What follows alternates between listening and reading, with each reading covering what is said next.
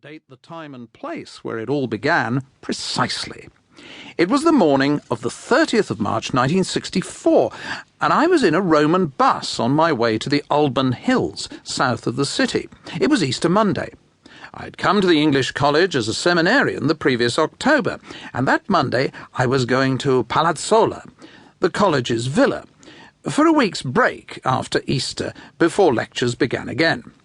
I was travelling with Tony Cornish, a fellow student, and since 1967 a priest of the Plymouth diocese.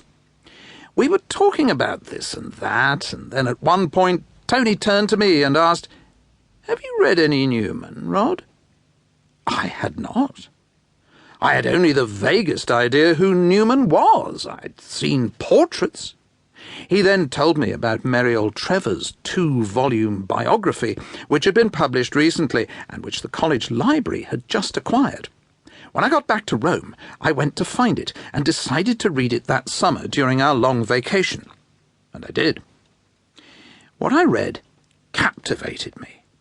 I went on at once to read Newman himself. I began with his Apologia pro vita sua, in which he gave his account of his journey to Catholicism, and I wrote my own extended summary of it as a way of trying to grasp a little more clearly the sequence of events. It would be fair to say that I have been reading and studying Newman's work ever since. There has been much else, of course, but Newman has never been too far away. What was it that impressed me? In many ways, as I've said, this entire book is an answer to that question, but let me begin by mentioning 3 aspects in particular which struck me almost immediately. First, like most people, I love a good story, and I found the story of Newman's life enthralling. It revolves around the twin ingredients of controversy and surprise. The young Newman, though shy, was recognised as brilliant. When he took his degree, however, he managed only to scrape a pass. Intensity and overwork had drained him. Nevertheless, the following year he was elected a Fellow of Oriel, which at that time was regarded as the very cream of Oxford intellectual society. As a college tutor, Newman believed that his care for his pupils should extend beyond simply the teaching he gave them. Something more personal, a moral dimension, was needed. Many years later, he was to state his view plainly. An academical system within the personal influence of teachers upon pupils is an Arctic winter.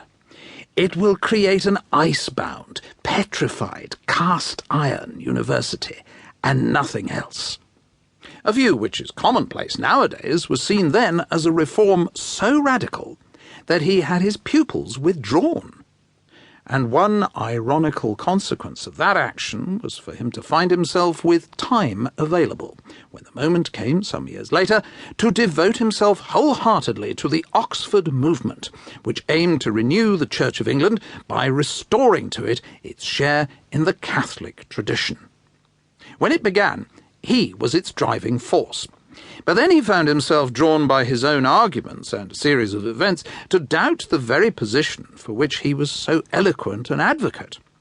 Some years later, after anguished study and reflection, he ceased being an Anglican and was received into the Roman Catholic Church. That was in 1845. This decision was as painful as it was dramatic, for it caused a parting from friends, which only long years and abiding affection on both sides would overcome.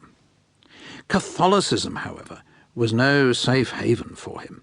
Further controversies ensued. After ordination in Rome, he established the Congregation of the Oratory in Birmingham and London, but later his plans were marred by an unhappy dispute between the two houses.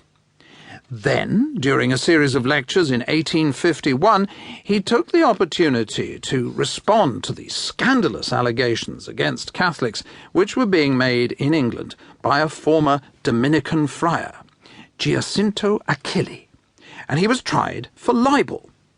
The evidence, which would have cleared him, had been mislaid by Cardinal Nicholas Wiseman, the Archbishop of Westminster, and a prejudiced jury found Newman guilty.